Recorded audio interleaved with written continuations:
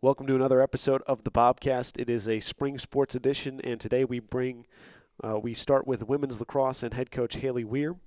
Women's lacrosse returns from its spring break trip in Hilton Head, South Carolina. Close games against Center and Hope, losing 16-14 and 12-11 in overtime. And no Bobcast last week as Frostburg was traveling early in the week. This 2-week snapshot, outside of that first half against Shenandoah, Susquehanna, Center, and then Hope, it seems like this team is right there at the cusp of putting together some wins. What really has worked for your group? What has kept your team highly competitive in these last 2 weeks? I think that they are starting to hit their point.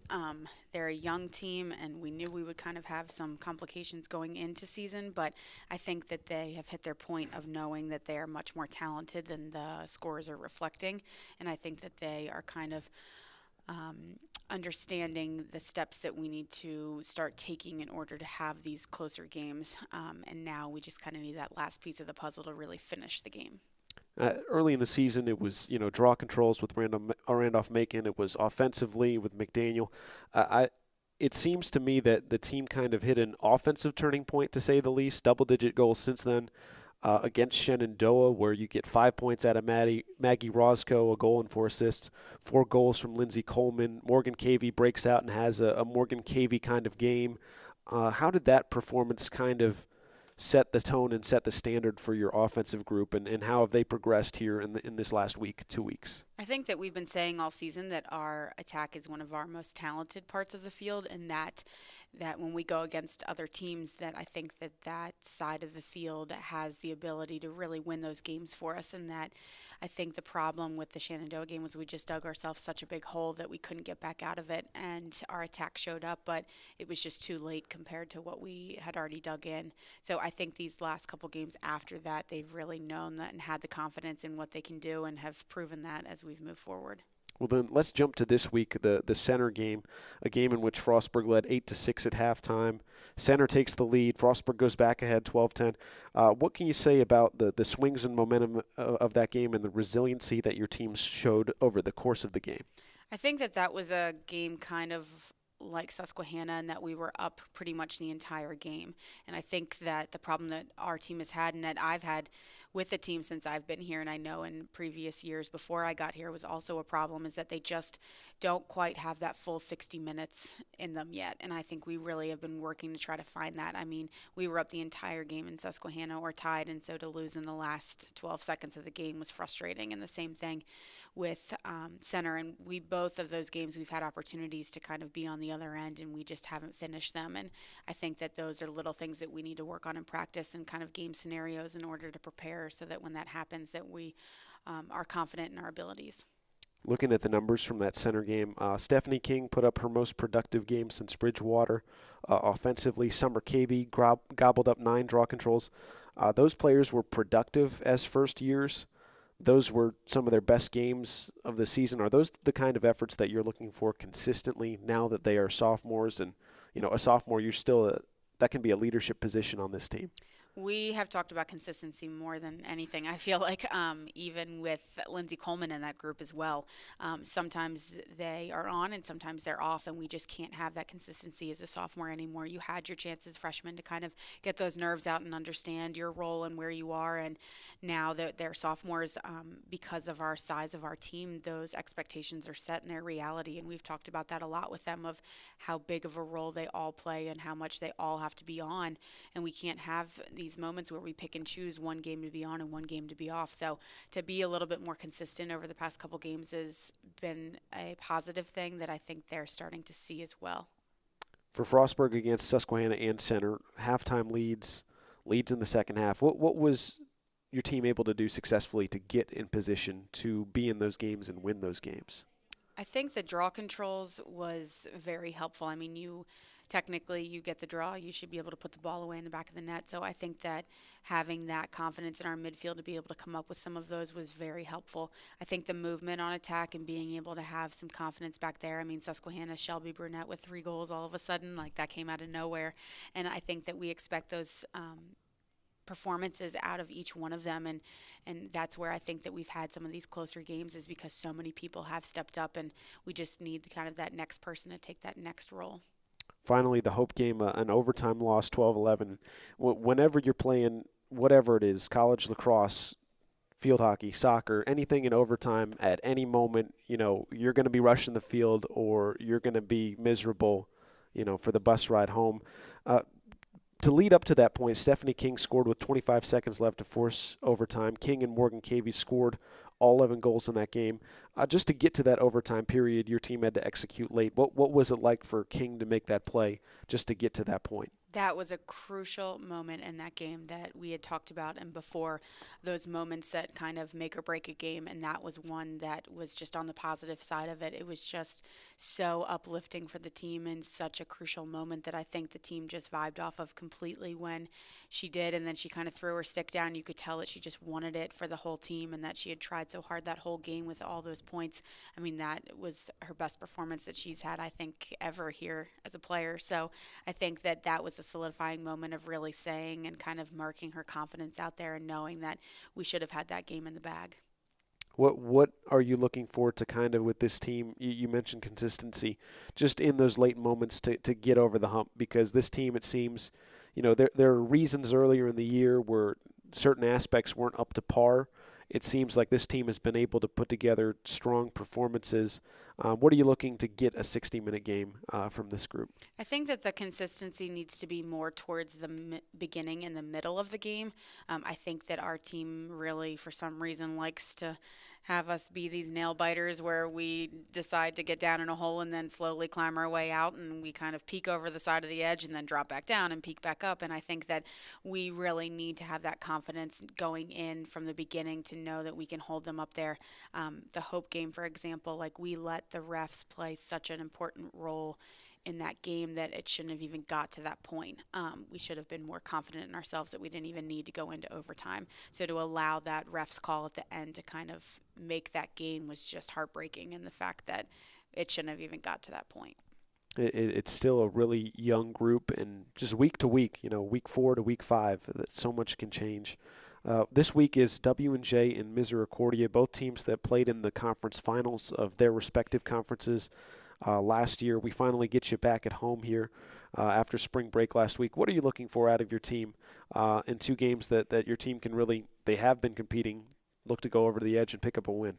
I think that we did a lot of work on spring break, not only on the field but off the field as well, and working as a team. And I think that my goal for them is to really put some of that stuff into play this week and be able to have some more positive outlooks on these games going into them, knowing that we have the confidence that we can come out with 2 wins this week.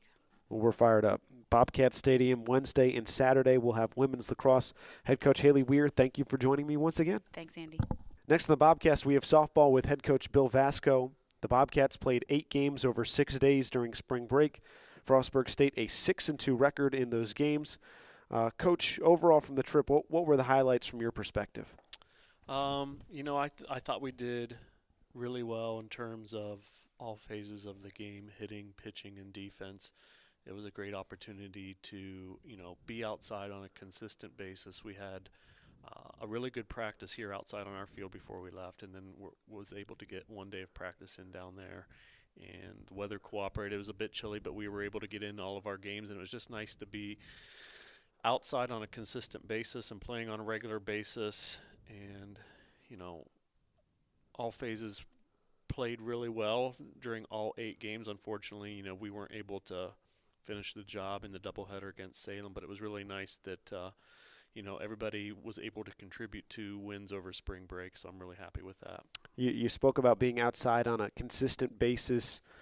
Could you see the improvement level of comfort, confidence kind of grow as the week went on and as your team continues to get more reps outside with this young group?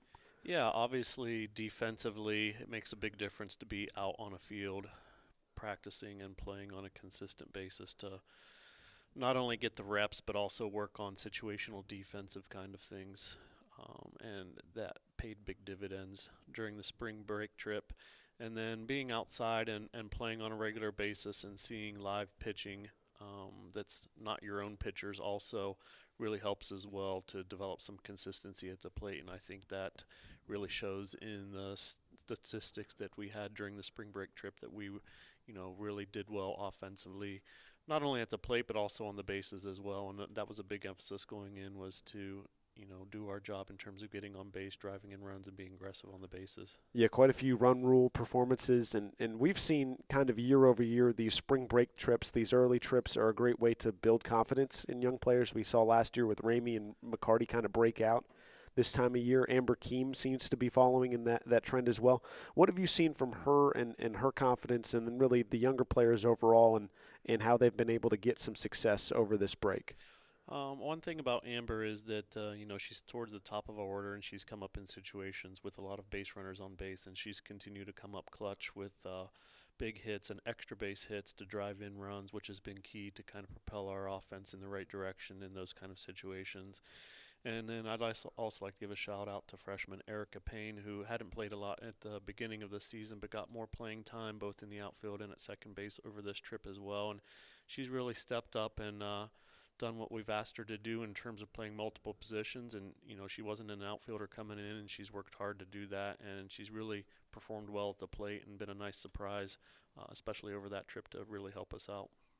Bobcats' only 2 losses over the break were against Salem. What did your team really learn and experience in those 2 games? Well, we knew a little bit about Salem because we had played in their tournament at the start of the year. We didn't get to play them, but we did get to watch them play a little bit, and we had some video on them. And one of the things that stood out to me was their ability to make adjustments during at-bats and throughout the game. And we knew that we couldn't continue to pitch them consistently in the same places. And, with a young pitching staff that didn't have a lot of experience coming into this year, we didn't do as well of a job with that part of it. And I felt like, when the ball's being put in play a little bit more against better teams, our defense doesn't always hold up as it should. So, that was a little bit disappointing. We were able to do some things offensively, but when you're fighting that uphill battle of trying to play catch up throughout all of the game, it just doesn't bode well for you to get over the hump a little bit. So, that's what we got to continue to work on when we're playing against better competition, is holding them in check on defense, and then, being more aggressive and kind of, making sure that we win every inning and put ourselves in a situation where we can get ahead and then maintain a lead. Well, we're a week out from conference play, 2 doubleheaders this week. At Dickinson and then home for Salem over the weekend. Hopefully some good weather to practice outside. Really, what are you looking for out of your team in terms of practice this week? And then the 2 games, the 2 doubleheaders, Dickinson and Salem. Well, we were supposed to play at home yesterday. Unfortunately, that was canceled. So we were able to have a couple of days off to kind of recover from the trip. Playing 8 games in 6 days took a little bit of a toll. And we've had a couple of players banged up, so it was nice to have a few days off. And then we'll have a short practice today, watch some video, and then head to Dickinson tomorrow and hopefully continue what we've started over the spring break trip. And then once we get back, the weather cooperates, we can get out on the field and continue to work on some situational defensive kind of stuff, heading into the Salem doubleheader on Sunday. And hopefully that propels us right into conference play, and we can continue to work and build and start off the conference on the right foot. We're fired up to finally have softball here. Hopefully the weather cooperates. A nice week, 6-2 for the Bobcats over spring break. Bill Vasco, thank you for joining me on the Bobcast. All right, thank you. Up next on the Bobcast, we have track and field with head coach Dale Louie. The Bobcats kicked off their outdoor season at Juniata on Saturday. 3 wins on the men's side, 3 wins on the women's side. Michael Belcher, a pair of wins in the shot and discus. Robbie Romano winning the 5,000. On the women's side, Kayleen Estrada, the 400 hurdles. Maddie Watson, the 400. And then transfer Amy Tremblay in the high jump. So, Coach, 6 wins. Overall, what were your thoughts on the meet? I was satisfied being the first outdoor meet. There's a lot of people just look at indoor track and outdoor track as the same thing, but they're very definitely different animals with different events. Yes. and more environmental factors, obviously. So, and it's been a while since some of our people competed. A little bit of a competitive break between indoor and outdoor. So I was pleased with where we're at, especially considering that we had a short week because of of spring break and everything. We gave them a little bit of time off. Weather cooperated. Could have been nicer, but pretty solid start. More than anything, as a coaching staff, we're kind of looking at, all right, where are we at, and what do we need to do to get better? And I think we got that out of the meet, so that was a real plus. Well, I'll go right there. Where are we at in terms of fitness and results compared to where you expect to be down the line? Sure. Well, any technical events in particular, the throwing, a lot of different events that aren't indoors. So, and the weather and stuff gets in the way of practicing things like the javelin and the disc and whatnot. So that group did a pretty nice job, coming out of the gate, so to speak, outdoors. I think we've got some potential there to get better on both the male and the female side in the throws. We still really need to get all of our jumpers rolling there. We're kind of dragging in that area a little bit, but hopefully we'll get that rolling at some point here. Hurdlers are looking pretty good. A little mixed bag at the meet there. Saturday I was expecting a little bit better from some people there. Smacking into some hurdles, not being aggressive are things we need to continue to work on. Distance group, we did some training stuff there.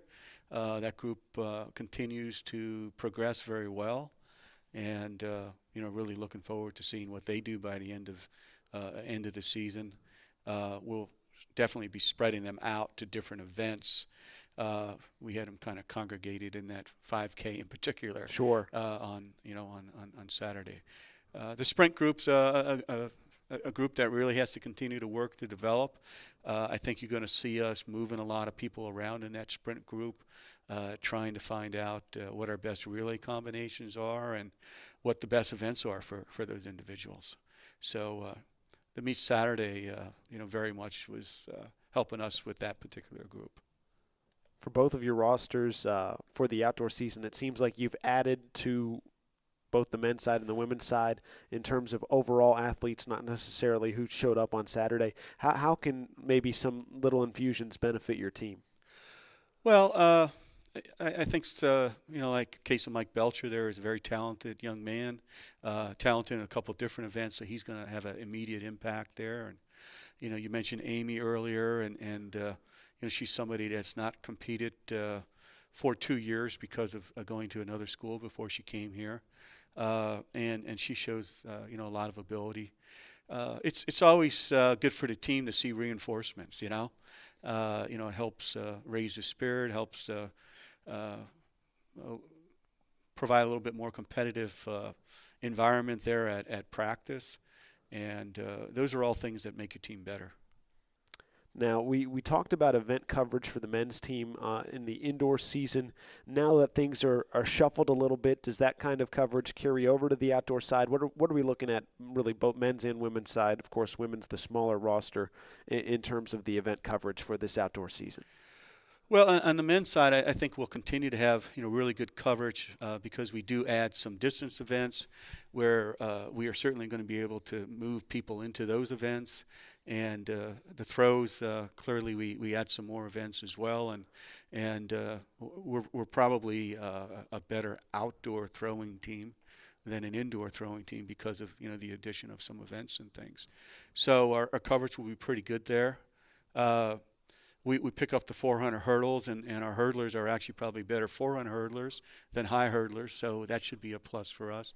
Although we continue to really make some big strides forward in the high hurdles there with most of our hurdlers, male and female there.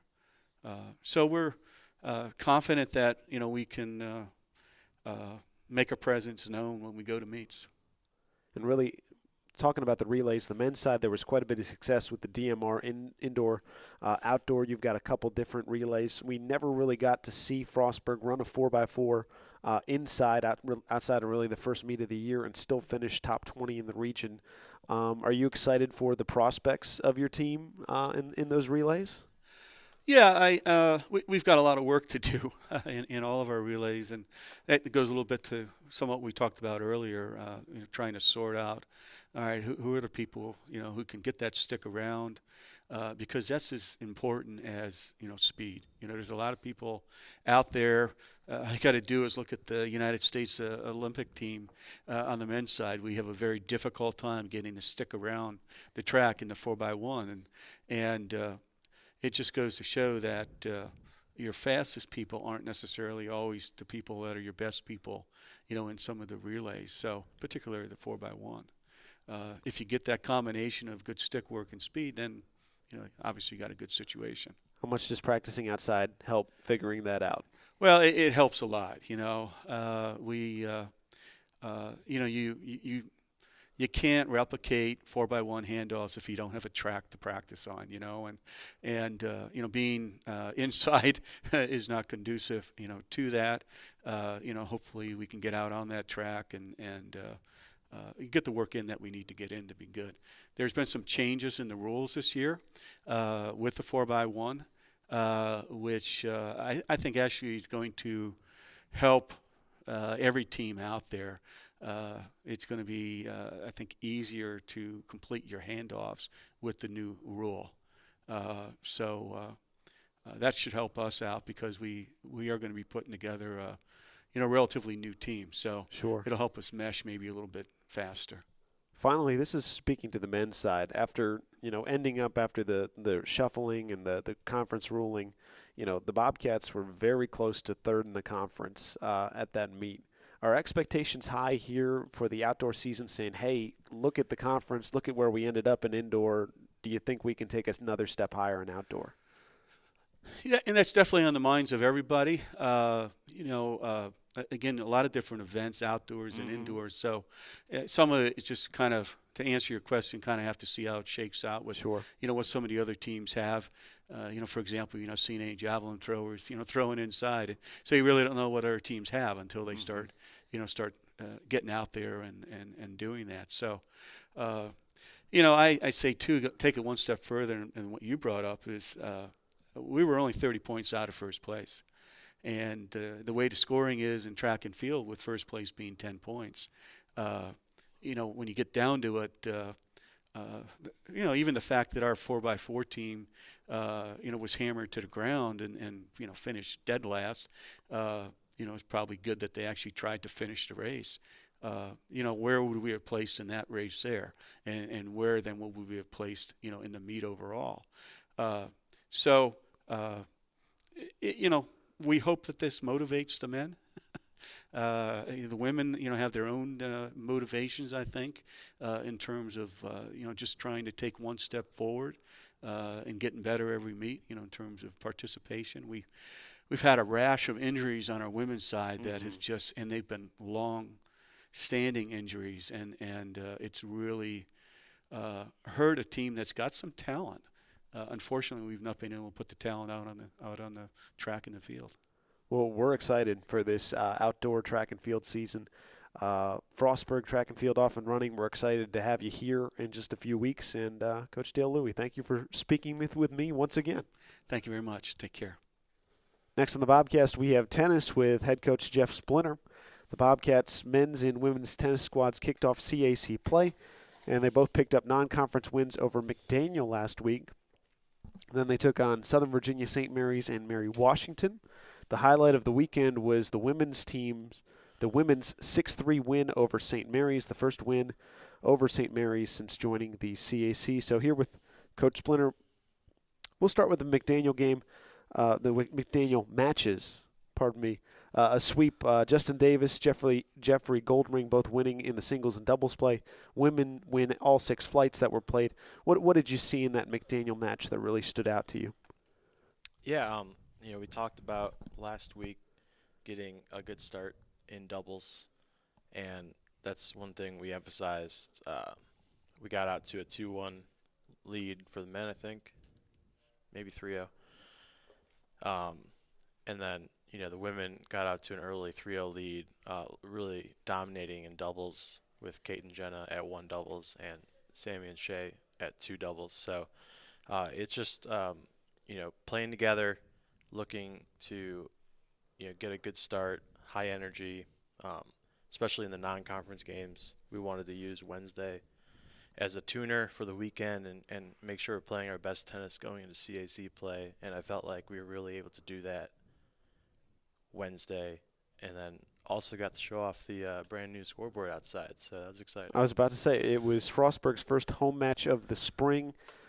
Energy is a word I was going to ask you about. Was the team excited to be there on spring break, get outside, get the scoreboard going? What was there a good energy on that day last week? Oh, absolutely. Anytime you can play sports or do something on campus without having to worry about classes is a bonus. So we really were able to just focus on the week and really play our best tennis moving forward. And then the scoreboard worked really well. It was a lot of fun. Had our players, kind of operating the scoreboard. We had some people in the stands getting into it. It's a lot easier to kind of keep track of the scores throughout all 6 courts. And as a coach, it makes my job a little bit easier. Sure. Overall, getting the chance to also practice outside in recent times, has that been a boost to play that you can notice for both your men's and women's teams? Absolutely, yeah. Having a week and a half, 2 weeks of practice now where we've been outside strictly has been really, really good for us. We played St. Mary's on Saturday outside. Felt like a home match because about 15, 20 mile an hour winds with gusts up to about 30, 35. Definitely won a few free points because of the wind on Saturday. We didn't use that as an excuse. We know how to play with the wind. We know we need to move our feet a little bit extra. We need to be doing things to take precaution just in case the gusts decide to come up during the middle of a point. So practicing outside in the Frostburg weather with the wind, with a little bit of cold is nothing new, or it's not going to be a hindrance for us playing matches. I do want to jump into that conference play, and you mentioned it, the St. Mary's win, the women for the first time in CAC play, defeating St. Mary's despite those windy conditions. The Bobcats swept all 3 doubles and won numbers 4, 5, and 6 in the singles. How was your team able to really put together a team effort to get that win on Saturday? Yeah, the women's side, we've been going through some injuries this last couple weeks, but everyone is ready to play. All 8 players, I think, ended up playing that weekend. So, from our number 1 singles to our number 8, everyone is stepped up, ready to go against St. Mary's. We came out really strong in doubles, got out to a 3-0 lead after doubles. Felt really confident going into singles that we can at least split, which is what we ended up doing. So, getting wins from the bottom of the lineup, proves to our depth and kind of the work ethic that everyone's been going through in practice. Where, we're not just a 1 or 2 person team. We're an 8-person team where everyone's willing to step up and play. And St. Mary's, that's something that Frostburg has not accomplished since joining the league in 2010, 2011. That is significant to get that first win. 2 first years, and Erica and Shay won singles matches to push Frostburg over the edge. What can you say about the way that they played and the way that they were able to income that outcome as first-year players? Yeah, hey, that was awesome. We, the jitters were definitely out there. We were just working on trying to hit through them, and this was Erica's first match officially. She played a few exhibition matches before, but this was her first one that really mattered, and it couldn't have been on a bigger stage against St. Mary's. So she got out to a really shaky start there where her and her opponent were going back and forth first set, but she found a way and pulled out the first set 7-5, I believe. And then second set really cruised to a 6-0 set. But, it's just that just getting out there, having confidence, hitting our shots, against any opponent. We played some good opponents this weekend too, where we were feeling like we were hitting our best tennis. So, and then Shay coming out doubles and singles, getting 2 big wins for us on Saturday against St. Mary's was great to see from a first-year player. Any other conference play highlights you'd like to bring up from the weekend, or just seeing some other really good CAC competition? Yeah, absolutely. I felt like our energy and our way that we're going about our mentality was good. We're going up against Mary Washington, who's the top 15 team on both sides, um, and we accepted the challenge. We struggled to play and played well. I think we played great tennis. We got to a lot of deuce games, but on the scoreboard, it doesn't look like the most competitive match. But being in the match was very competitive. No one gave up. It was great to see everyone push hard and really try to play their best tennis. That's what we were preaching, was we want to make sure we're playing our best tennis, because you can play really well against really good competition. So we wanted to make sure we were coming out of this week playing great tennis, ready for the rest of the semester, playing against some teams that are going to be really competitive for us. Yeah, and getting Mary Washington out of the way early in the schedule for sure. This week, the Bobcats aren't in action again until Sunday when Frostburg hosts Marietta. The Bobcats are home for its next 4 net matches, so that's 2 weeks. So getting to stay here, what are you looking for out of practice this week and then against Marietta on Sunday? Yeah, just looking to get back into a rhythm. Looking forward to, we're taking what we learned from this weekend. We're going to watch some film today, and we're going to see how we should be structuring points a little bit more, trying to figure out better ways to set ourselves up. And moving forward, that's what we're going to work on this week, is really having confidence and going for the shots that we need to be going for in terms of put away shots. Whether it's coming forward to the net, hitting more out on the baseline or something like that, we're going to look forward to really just playing a little bit more match play in practice today, getting tougher, keep up that mentality, and get that Frostburg toughness. Well, we're looking forward to it. We're really excited. Women's tennis, its first win over St. Mary's in CAC play in program history. Jeff Splinter, thank you for joining me on the Bobcast. All right, thank you. Next on the Bobcast, we have men's lacrosse with head coach Steve Gartelman. The Bobcats winners have now 6 in a row with wins over McDaniel and Widener this past week. And really, Coach, we've wrapped up week 4 of the men's lacrosse season, 2 more wins. This is a process this whole season. You spoke about the team finding a rhythm the last time we talked. How has the team progressed through what is now week 4 of the season? Still, growing on everything that we're talking about, still going through the process. It's never over. No matter how good we look on the field, the process is never over until the season's over, and then we start the process all over again for the next year. So it's a constant growth where the guys, even through the games where we had some really good runs, we're seeing, okay, we put up 16 or whatever it might have been in this earlier season game, but here's where we could have been a little bit more sharp on offense. Here's where we could have tightened it up on defense. So like that, we're still motivated to learn and grow as a program. But we're getting into the tougher part of things.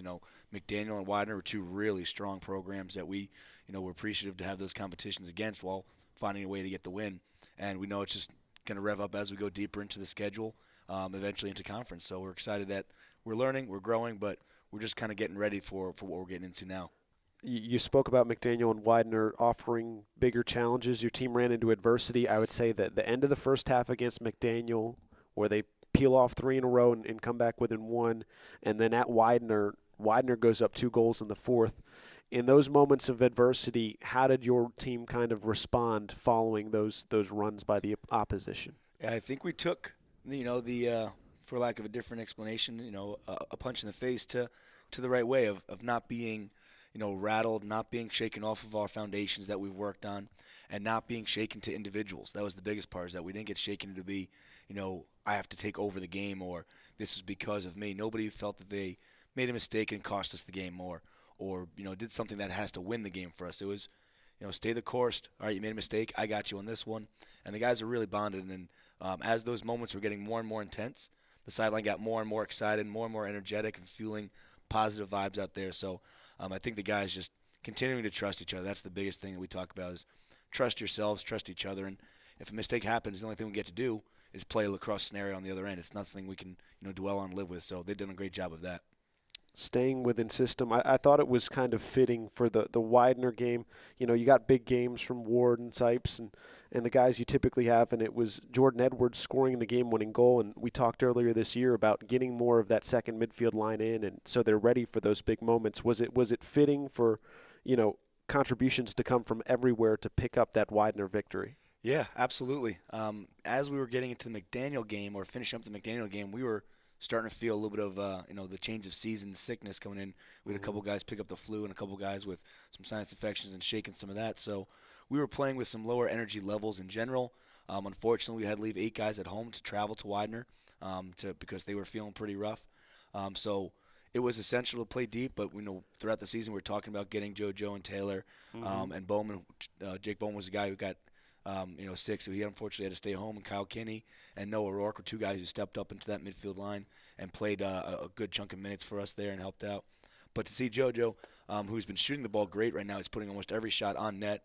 Almost, it seems like almost nobody can touch him when he dodges. He's got great shake.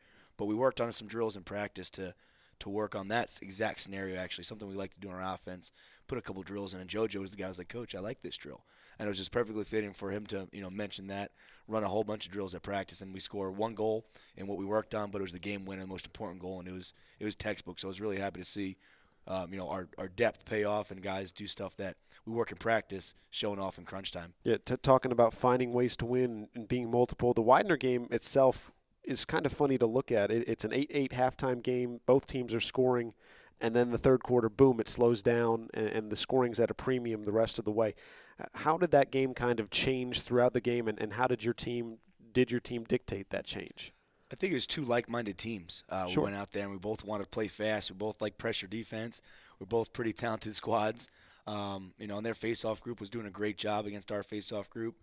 So it was just 2 like-minded teams running hard, playing fast, and that's not always sustainable for 4 quarters, especially when both teams want to do it. It's kind of like a NASCAR sprint versus running a marathon. So the first half was that NASCAR sprint. They scored on a man-down goal. We scored in some tempo clears. It was just that fun style lacrosse, but it just somebody had to pull the reins back. So I think both sides tried to slow down the tempo a little bit, knowing that it's not a shootout we want to live with. We're gonna have to grind something out at the end of the game. And what we talked about was the in the first half, the ground balls, they were up, I think, 16-13 in ground balls at the end of the first half. We said, fellas, if we can just switch that, if we can go up by 3, by the end of this fourth quarter in the ground balls and switch that, that means that we've gotten ourselves 6 possessions, and that's going to be the difference in this game.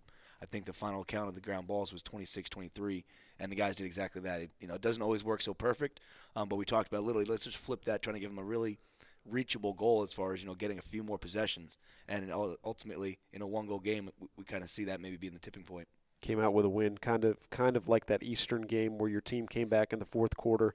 I thought it was really big after your team fell behind 2 goals to win the faceoff, race down, and get momentum right back on your side.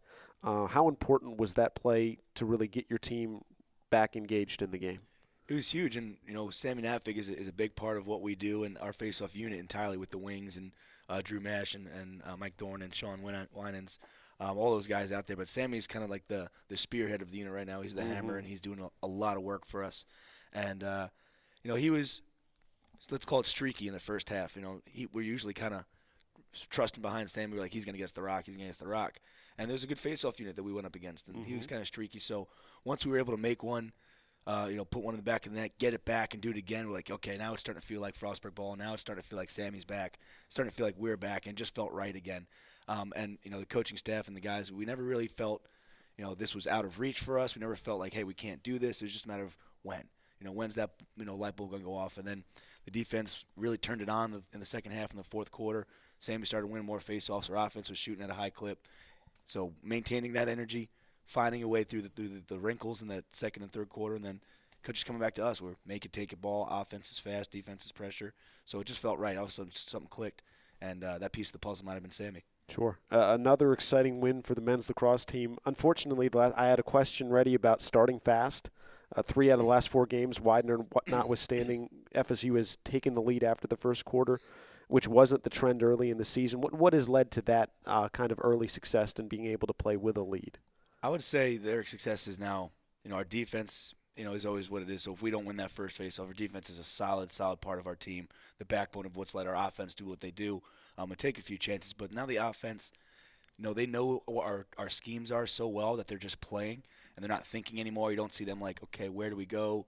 Who's doing what? Now it's just, here, give me the ball. Let's go do something. Uh-huh. So they're a lot more instinctual now, and that's what lets us, play with that early tempo, that early action, where early in the season we're kind of feeling it out.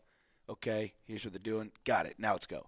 So I think that's the biggest part, is that they put in so much work to learn this offense, which is a big change from what we've done in years past. And now they're just playing, because it's a lot less, here's what I want you to do. It's a lot more of here's what you can do. And now they're just being really confident in their decisions. So. And now it's here's what we do. Exactly. Absolutely. Finally, one game on the docket this week. It's at E-Town. Blue Jays are 3-5, but they've played a really solid schedule, 3 ranked teams plus Coast Guard. The Blue Jays have won the landmark the last 2 years. From the outside looking in, the non-conference games I had circled were Washington College and this game. Is this a measuring stick game for your team and really what is a premier out-of-conference opponent? Yeah, I would say so. With the McDaniel and the Widener games kind of revving up, the competition, E-Town being a conference championship and NCAA squad, it's really something to be like, here's, we won one of these guys. We're in the conversation. We're back to being a national caliber, program, getting recognized for some of the postseason opportunities that we're striving to get ourselves into, and it gets into that championship caliber mindset. That's where we're kind of shifting to in the conference, in the season conversation now, where we've put a lot of things together. We're feeling really confident about where we're at. Like we said, still learning, still growing, but we want to think championship caliber mindset now, as we have to start preparing to win some really tough games consistently, and we want to play in May. That's the idea. So we want to think about that championship caliber mindset is something that the coaching staff and the guys are really starting to speak of more, not necessarily in any detail to who or what or where, just let's be caliber. Let's have that high caliber stuff. Men's lacrosse 7-1 winners of 6 in a row. Coach Steve Gartelman, thank you for joining me again this week. Love it. Thanks for having me.